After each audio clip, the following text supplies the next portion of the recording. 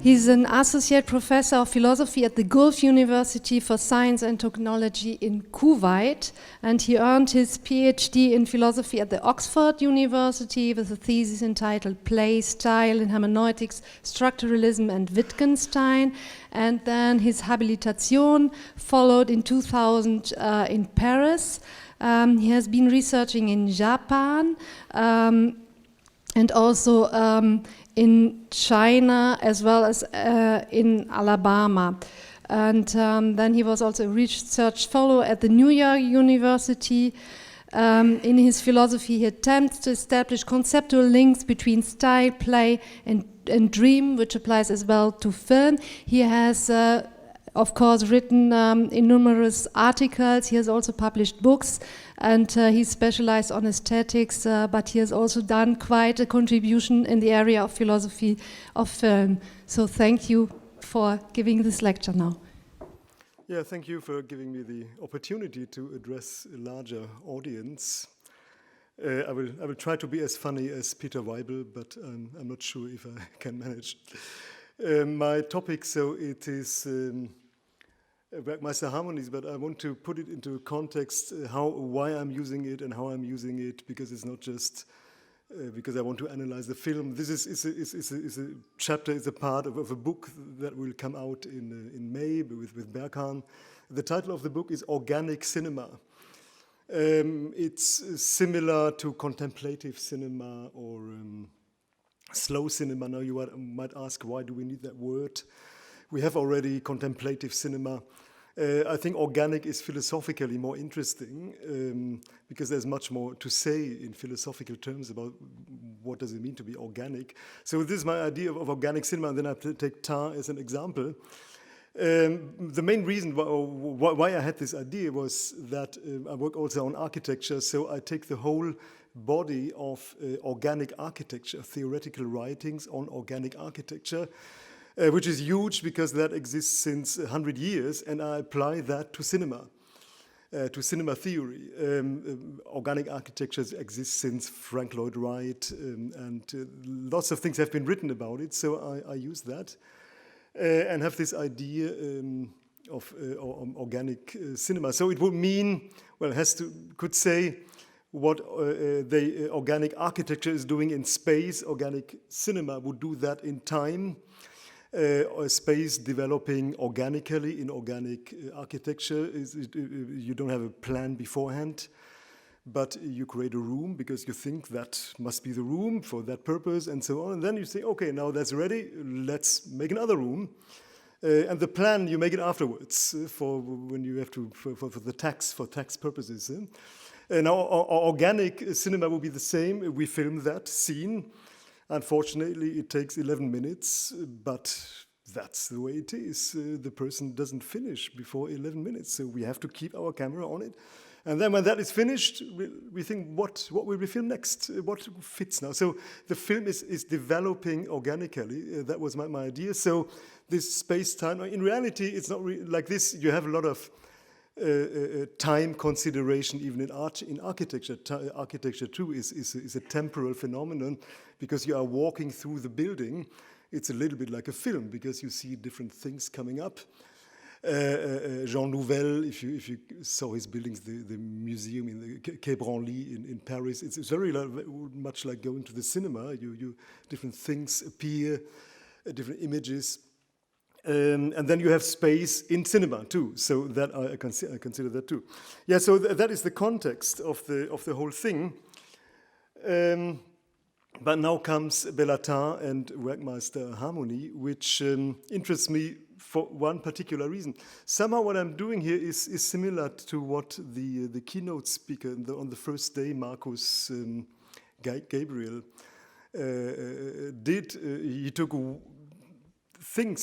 sentences from Hitchcock's film, and then he found that these are indications about what Hitchcock is doing in the film. Somehow I find that too. The people here in Tarr's film, they say things, and I think they talk about the film actually. These are indications about how the film is made. Now I hope most people saw the film now because this is a keynote maybe Not everybody saw it, but I can quickly explain. You might remember it. I show a few photos. Then you will. That will probably bring back memories. The main topic is the theories of Werckmeister. Was a piano tuner. He lived there. You see when he died. And where the topic is that there is a musicologist living in this small town in Hungary called Esther, and I will talk about him now all the time. Esther, it's this guy, and he's a bit crazy. He's quirky. He's obsessed with the idea that the tuning of Werckmeister distorts music. Prevents us from listening to real music, and that by using that system, which everybody is using today, the piano is tuned according to Werckmeister's system, we are no longer listening to real music. Now you see the topic, this is the reality of the real, metaphorically, or no, really used here for music, but then we can take that as a metaphor and talk about film, talk about the reality of anything. The difference between the real thing and the artificial, the real thing and the production, the mathematical calculation of reality, is that still real? Now I have to explain this. This Werckmeister system is very important in the history of European culture, you can say, because it has occupied so many philosophers, so many scientists. So what is it? The Werckmeister problem. It's many of you might know this. So you have the piano. Piano has the octaves, and octave is always half the frequency of the next octave. So you go from C to C. So let's imagine you have a chord. With that chord, long chord, it's a deep C. Now you fold the chord into two, then you have half the length. That means now that the tone will be one octave higher. Now you fold it again, half the length, again, one octave higher. Now you do that 8 times. Now you would think that you are on the octave 8 octaves higher.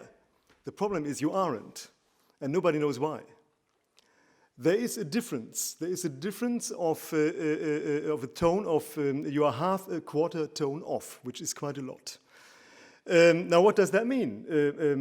This calculation is with Hertz. It goes from 880 to 440 to 2020, always half. But it doesn't work. If you would really play the piano, tune the piano like this, it would be awful. You cannot play like this. So what does that mean? Does it mean that the reality, the real music is different from the music that has been calculated by math? So does the mathematical calculation of the reality not correspond with the reality itself? That is very strange. You would expect that the two things have to overlap. Yeah? So, but they don't, and people know that since a long time. But if you play the violin or other instruments, it doesn't really matter. You just play the tones that you think they are good.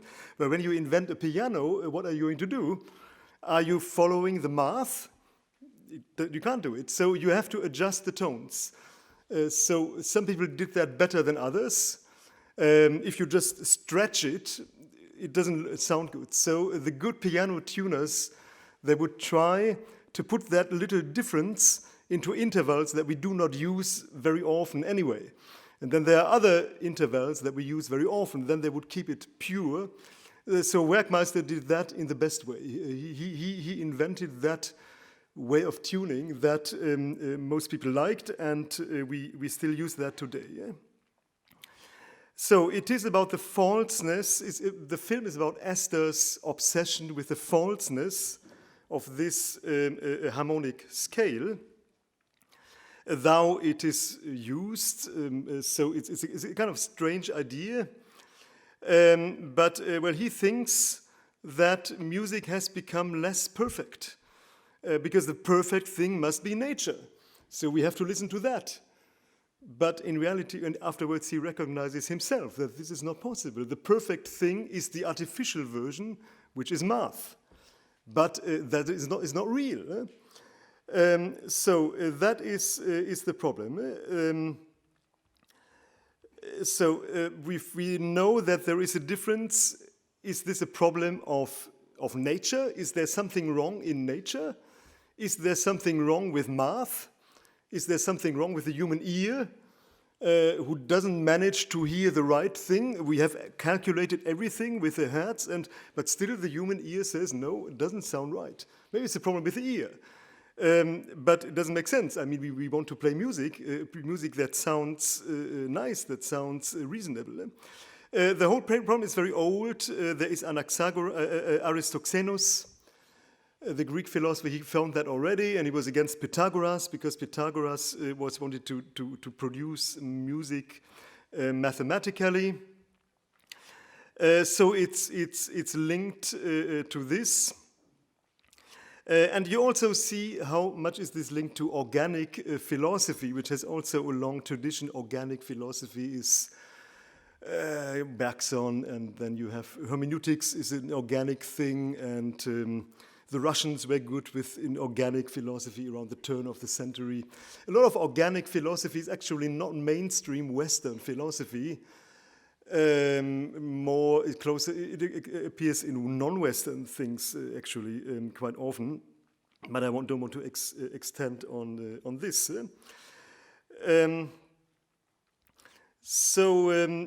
This whole project of Esther is tricky. There are lots of technicalities, but I think we should just stay with the main idea that is it possible that nature is imperfect? Math is perfect, but that is only what we humans think what is perfect. So, nature is perfect, but from a mathematical point of view, nature is not perfect. You cannot say no, because this is proven. This is a fact in math. With the piano shows us that.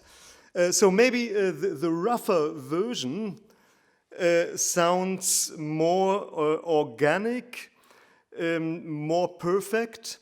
Maybe you want to say that a piano that is even slightly out of tune, sometimes you find that more real than something that is produced with a synthesizer where everything is perfect. Maybe we want these little divergences because we think then that is natural, and finally this is more real, and the perfect is not real. I'm not saying that it's like this, but it's an interesting thought. So the problem here is mathematics in aesthetics. What can math do in aesthetics? And all this is here expressed in the realm of music. That is not new either. You know the 12-tone technique, Schoenberg and Webern. They try to solve the problem by dividing it all into 12 tones, and they're all equal. They completely solved the problem with the tuning because that now no longer appears. Interestingly, if you look it up, Schoenberg and Webern, they are always called organic composers.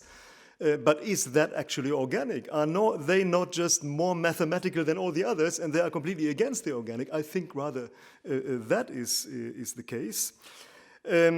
So it's very difficult to decide.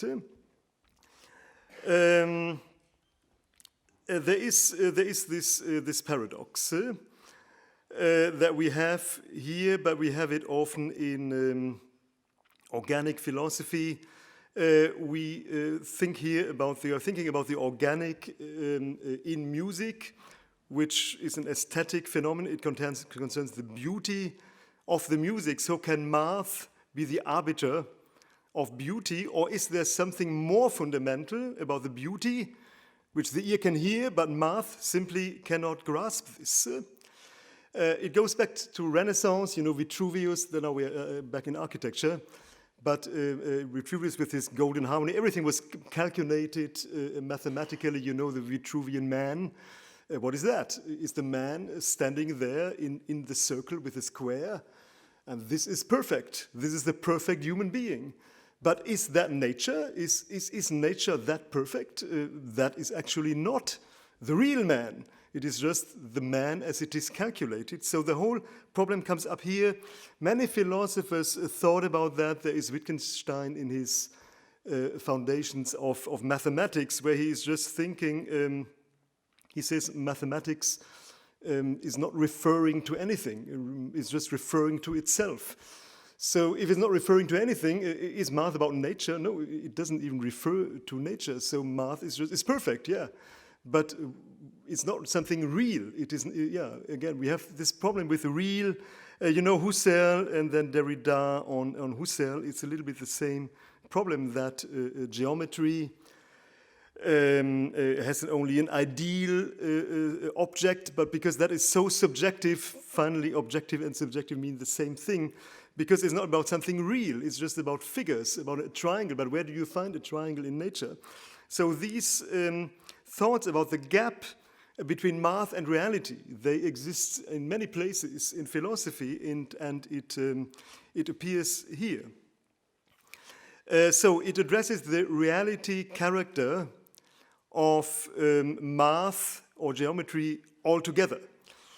Now, our next presentation, I think this can be really very well attached to this, because, well, I was working on architecture. People in architecture try to overcome that, and they say, well, geometry is not good, it's not real, it's not organic. All these straight lines. So let's make curved lines. And they go on the computer, and they have the software, and then they make this corkscrew buildings, and they call that organic. But that is not organic either. Organic is something else. That is once again only math. It's not nature. It's not the organic beauty. It's just a postmodern play with geometry. But the reality would be more holistic, developing within a context. Yeah, so, but here in music, that problem was so fundamental that there's a whole range of European theoreticians who tried to solve it, just because the piano is based on mathematical divisions. So the natural order should be adapted to the mathematical one. So Werckmeister did it. What he thought he was doing, and that was important at that time, he didn't think that he is just solving a technical problem, because we have a problem here with the piano, we need somebody to solve it. No. You see that this gap, this difference, this was about God, because God has created nature. Now, is it possible that God creates math, that there are mathematical truths? I mean, 2 + 2 is 4. God cannot be against that. And then this math doesn't match with nature. There must be the devil behind it. No, this is impossible. So Werckmeister thought he has fixed that. He has re-established the divine character of math, because now both things overlap. And Esther, he sees that, but he thinks that is not enough. And it's very difficult to understand in the film. And then you have to read the book. The book is The Melancholy of Resistance by Krasznahorkai, but it's not the whole book. It is one part of the book, and that is the film. And you have to read the book because it doesn't really... mainly the things that appear on Werckmeister is what he is dictating into his microphone on the cassette. But it's very insufficient. It doesn't really become clear. And there are good critics, because I read a bit everything about it.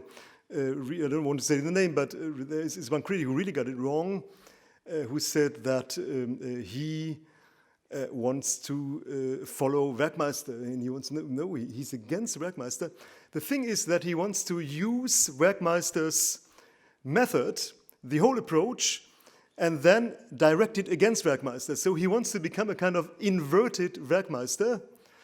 And often, well, when you invert things completely, then it's like in the mirror. The two things, they look so similar because he wants to do the exact contrary. And when he is talking, sometimes you really think he just is in favor of Werckmeister. No, but he's not. He's against it. Yeah, but at that time of Werckmeister, there was musical theology, because you see, all this is a matter of God. Music, all these intervals, they are God-made. So since math is also God-made, where everything has to work together. There was natural theology at that time.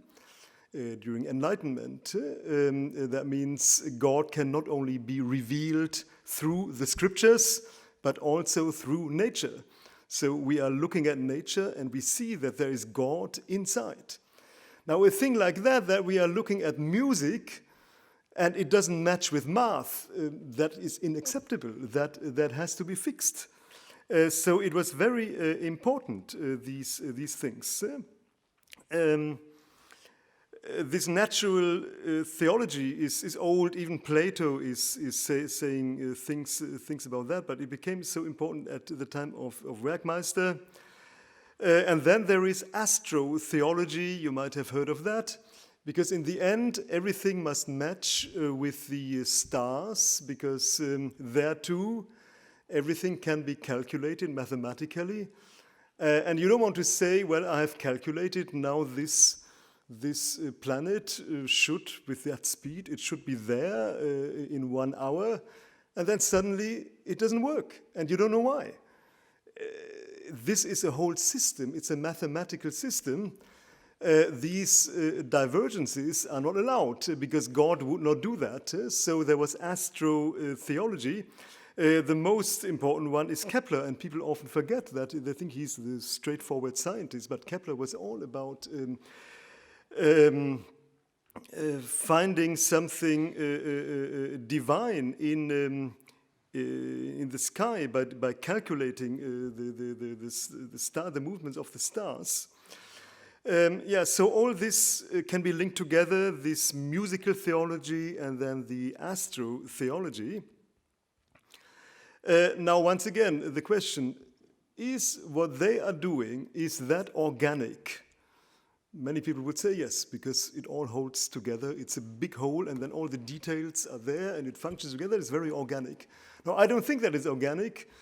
It's just mathematical. They are calculating something, and that has to be the thing that finally is real, because they have calculated it beforehand. That would not be organic. Now, what Werckmeister is doing, and there is this chapter in the book which is called Negotiations, but then everybody's negotiating with everybody. But it's also about the negotiations between these two things, because you see what Werckmeister was doing. We have the real music there, and Esther thinks that's the music that we should listen to. And then we have the artificial music on the piano, neatly divided in equal intervals. And now it doesn't work. So we have to negotiate. We have to bring both things together. And Werckmeister was so proud that he did it. But Esther thinks that's not enough. We must have the real reality, not just something between the unreal, between the artificial and the real, and then say this is real. That doesn't make sense. We want real music. So he is tuning himself, the piano, according to the real music. And the result is that you can no longer play anything. It just sounds awful. It's impossible. And he realizes this at the very end of the film, and then he tunes it back to the old order, because we have to do with math. So that is the final message. So Esther says somewhere in the sentence that Werckmeister, I don't remember the sentence. He's renouncing heaven. He's denying the music of heaven, the music of the skies. So they have the astro thing in there. You know the dance that has to do with this, when they are dancing, and every person has the role of a certain planet. It's all linked to this. There are lots in Bela Tarr's films. There are lots of indications to astrology. All this has to be. There can be only one reality. It's not possible that 1 + 1 is 2 here on Earth, and then somewhere else on another planet, 1 + 1 is 3. That's not possible. It must be the same. But here on the piano, it is possible. That's exactly what happens. In math, 1 + 1 is 2. But then you listen to real music, and in real music, 1 + 1 is 3. We have to accept this. Well, Esther, he doesn't want to accept it. He wants real music, and not artificial music, not mathematical music. We should, if we opt for math, we become kind of Platonic. We believe that the world must follow mathematical rules for whatever reason. We become technocrats somehow. And then joining math and nature together by letting them meet in the middle, that is not a solution. That is a simplification. That is dishonest. So he thinks that he can become the inverted Werckmeister, and it doesn't work. Nobody can do it, but he is crazy enough to try it. And because it doesn't work, because imagine he really finds it. How can we actually be sure that this is now the real music? Because it's still he who found it. It can still be something else. But because then if we find the real music, we will also find the real math that goes together with the real music. But how can we be sure that it's now the real math and not against something that we have calculated? It would go on forever. But Esther, in the film, he doesn't see that. He's extremely idealistic, fanatically pursuing this idea.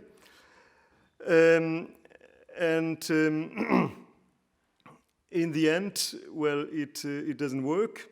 It plunges him into an existential crisis, into a depression, because he cannot discover the real organic order of music.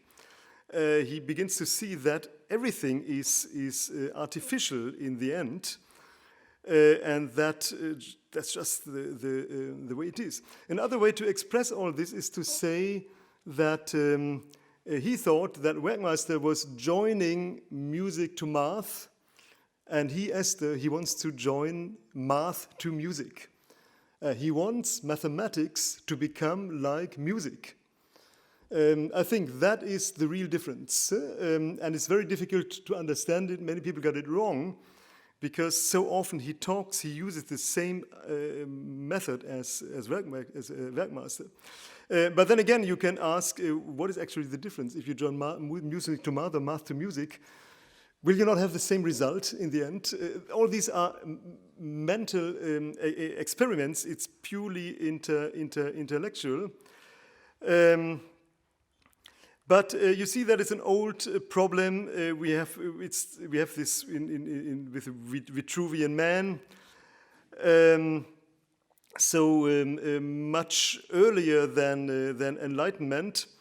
And you see that at that time people were very optimistic. They simply didn't see the problem. They thought that what can be more perfect than nature rendered through math.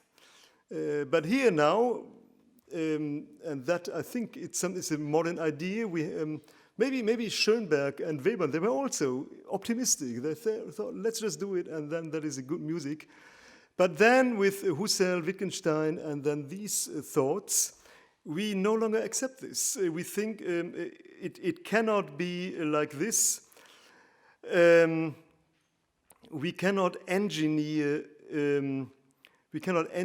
music. Nature is something else. We cannot engineer nature. When it is engineered, then it is artificial. Somehow Esther is here perhaps a post-structuralist, because he wants to deconstruct something. He wants to deconstruct nature. But at the same time, there is something else there in his critique, because he believes in some presence, in some reality that is more important than anything else. And I think in postmodernism, in postmodern theory, this reality is getting lost. So somehow Esther is old-fashioned. He wants to bring back. He has romantic ideas about what a life can be, life that is real, that is really experienced, that is not deconstructed. But we have things like empathy, we have desire, we have affectivity. I think all this is Esther. I'll show you this picture again. It is a philosophy that is against this liquid web of relationships in which we are and where we can negotiate many things, but he doesn't want that. He wants the real thing, not just negotiations. Postmodern theory is famous for similar criticism, but I think in the end it goes completely different way.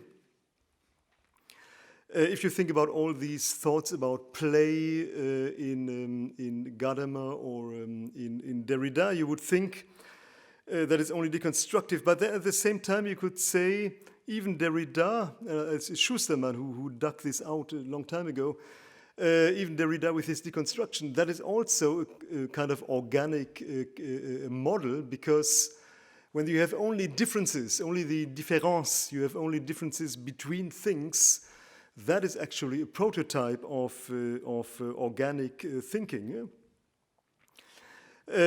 So this organic against inorganic is important. I found a lot of it in Derrida's writings on Rousseau, because strangely, or not strangely, but it's a coincidence, Rousseau writes on music, about music, and in a very similar context, he writes on melody. There are chapters in his essay on the origin of language. There is a chapter on melody and a chapter on harmony, and he explains that harmony is in decline because now the counterpoint. You see what the counterpoint is? That was at the time of Werckmeister and Bach, this obsession with mathematical rules. Everything needs to be calculated. That came up then. Bach is born 40 years after Werckmeister, so it was just one generation after that. This obsession to introduce math into music and then have harmonies and use the temperate piano. Rousseau is against that. He also wants more melodies, more natural harmonies. So we have all these ideas. And it's very interesting to read what Derrida says about it, but I won't extend on this now because it would be too much. So what is Astor doing here in this film? He is not deconstructing because he believes too much in a presence, in something, in a ground, in something solid that is nature, the organic that is really, that has its own logic. And if math has another logic, then that is the logic of math. But the organic has its own logic. Is that possible? I think it is possible. For example, games. Games have their own logic. Or think of dreams. Freud was saying so many things about it, that dreams have their own logic, and that. So we are close to film then, when we talk about dreams. You dream something, and it's completely illogical, but you don't think that is illogical while you are dreaming it. There's something crazy happening. You think, oh yeah. That's what is happening. That makes sense. Yeah. You go to the supermarket, and there is you hire your primary school teacher there at the cashier, and you know that he is dead since 10 years, but you don't care. That's the way it is. It has its own logic. So the idea here, and if you want to use that for film, I think that is the idea, that there is an organic logic that can exist independently, and then we don't care about math. I mean, there are only two options. We follow the logic of math and abandon the organic. We put it together like Werckmeister. We look for a compromise, or we say we don't follow math. We just do our organic thing. And I think in the end, Astor wants that. If I understand it well, it's not easy. Somehow it reminded me Nietzsche, this Übermensch who challenges just everything. He challenges the whole mathematical, scientific, moral system, and he challenges even logic. You with your logic, I have nothing to do with that. Your logic is just artificial. That's not how things are working in reality. And if you don't understand that, then you haven't understood what reality is. This gesture, this great, grand gesture, saying that everything that you take for granted is just your Christian humanist system, and your own pettiness doesn't permit you to go beyond it. So Esther here, he challenges a whole system of temperate music that everybody has accepted for how many years now? For 400 years. And with that comes a whole conception of culture, and he just challenges that. And he says, I don't want it. Yeah, now the problem is, in the end, it doesn't work. It's at the very end, and it's not very clear, even in the book. It comes on the last page, and it's just said just like something unimportant. Yeah, he tuned it back to the old, and he started playing again, as if that is not important. But that is actually the most important thing. So saying that all this is corruption. Your system is corrupted. There is hypocrisy, narcissism of these so-called scientists who think that they have math and with that they can do anything, but they can't. What they do will not really look good because it's not natural, it's not organic. And then they believe in scientific progress. They are so proud. But, well, all this needs to be revealed. So this is why he has this obsession with the falseness of the temperate harmonic scale. And you have lots of these themes, lots of these ideas in Krasner-Hawkeye, if you want to read his books. There is more about the Übermensch who dismisses the scientific distinction between truth and falsehood. And then maybe a few more words about the film itself, how it continues. There are many other things happening in the film. This is just a small part. You have the prince there who wants to topple civilization. But he looks more like a religious fanatic. He thinks that he has the truth because God gave him a truth and we don't know what that is. So there are also people like that. They're also radical, but then they just believe in something else. So Esther, he wants the real thing. He thinks that by looking at the real music, he can get something out of that. He doesn't need a God or some other authority. Yeah? It is not a mysterious source, the real music, nature. Nature is not mysterious, it's still scientific. You just look at it and then you do what is there in nature and you don't invent your own math.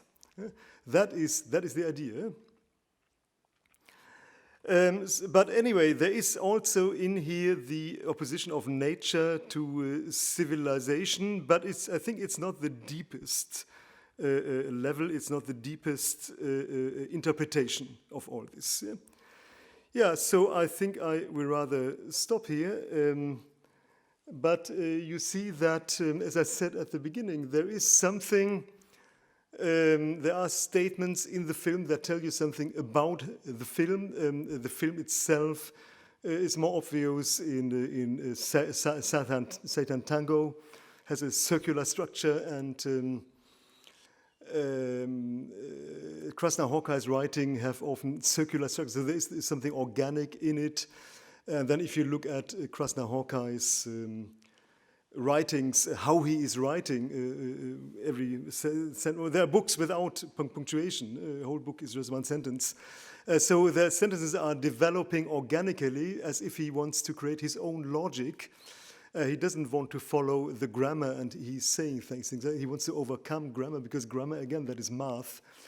So there are lots of things like that. Maybe another point, I was just talking to somebody here, people find that interesting. The music by Michael Weg, who is Bela Tarr's friend, was a kind of famous, he's kind of local hero in Hungary. as a singer and musician. But this music where he's playing the harmonium is very organic. You think that is actually, that is Werckmeister, that is Esther playing. There's one tone, and then it changes, and there comes another tone, and you don't really realize the evolution, but it is evolving very slowly. But you don't think that there was a plan. There was not a map. There was not a grammar or somebody who composed something and say now this, now this, now this. But it's just evolving very, very slowly. So that illustrates once again the idea of organicism. Okay, I stop here. Thank you very much.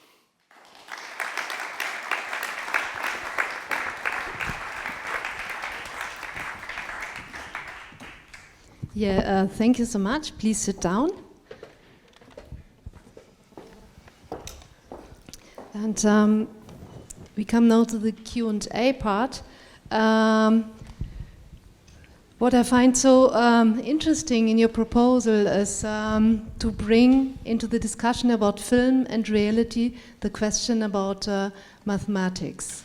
Because in mathematics we can calculate suddenly the world. We can make a matrix, a mathematical matrix for every type or kind of situations. So it's a kind of approximation to reality. Do you think that that film itself is mathematic? No, I mean, I would be on the side of Esther with all the hopelessness of this position, but I have problems with the digital image, but maybe the young people will tell us more about that. One cannot reject it, because you see what happens when you reject it. He can no longer play his piano. I don't know. It's I mean, nobody can answer this question. Is there? But it is. Yeah, I actually want to say that. It is a problem of the digital image and the analog image, the digital music and the real acoustic music. So in the image culture, you have the same thing. So it has a very large scope, this reflection. But I think there is no solution. I will not say here now, no, let's refuse mathematics. It doesn't make sense. We have to find something. We have to do with both. Another question is, isn't it that what is here in the film, that the real is always that which escapes, but isn't it always that we in science always use models to have an explanation of reality? And we sometimes, from time to time, even in physics or in other sciences, we reformulate those models. And even in mathematics, if you think about Georg Cantor, he was obsessed with the question of infinity. And there was the question of the absolute infinite. And this is pretty close to this question of the real. Just that Cantor, he was convinced that there is an absolute and infinite in mathematics.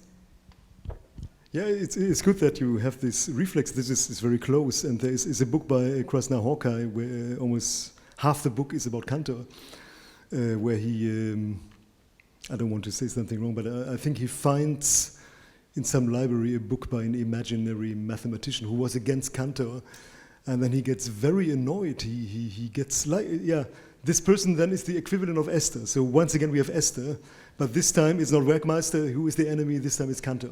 And it's exactly the same thing, because how can he say that infinity exists? It is so obvious that it does not exist. So the existence of infinity, he is so annoyed, he sees this as an insult to humanity. So Krasner-Hawkeye likes these thoughts about the abstract and the concrete, and then making extreme statements. But at the same time, we see that it doesn't make sense. I mean, the infinite exists, and everything you say about science, you cannot say what you are doing is not real. Somehow it's real, but to question it in that way, I think it's good. It's a good philosophical exercise. I don't know where it will lead us. There is no rational outcome. But this tradition exists, as I said, with the astro-theology. All this continues since the Renaissance, or continues since Plato, actually. So it's always the same question. Are there things that we can only think, and then they are not real? But then what is the real? We have the impression that these people, they are not in reality either, because you need to think about reality. You approach it only by thinking about reality. So you need to think, but then you don't have reality. You only have what you think about reality. So, but this problem cannot be solved. Again, it's probably the 20th time that I'm saying this today, that it cannot be solved. But that is the message of the movie. It's so obvious. He can't solve the problem. Are there questions from the public? Is there a question? No question for the moment. Then, okay. Well, thank you. I was wondering, maybe does the film itself take position in this question about math or nature in the way that it structures its film? So could you observe anything in the structure of the film that is actually trying to be mathematical or not? Like every scene is half as long as the one before. Is there anything like that going on? So does the film take a standpoint through its filmic language?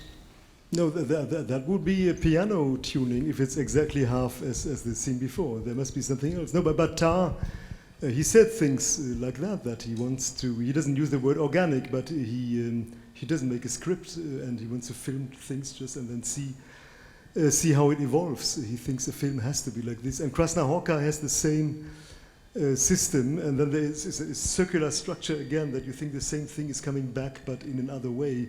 That's why the books are so long, and the films are also very long. Yeah, there is all these hints, they make sense. There is an organic structure in the cinema. This is why it's, I think the term organic cinema makes more sense than slow cinema, because what does slow cinema mean? It means it's just about the speed. But there's so much more in there than just slow cinema would be maybe slow motion, but that is not slow cinema. That is something else. That is again mathematically calculated. It's the contrary. So it's not just that it's slow. And then it's contemplative. That is a bit better as an expression. But I think organic cinema makes most sense. And Tarr is working like this, or was working like this. Yeah. Do we have another question?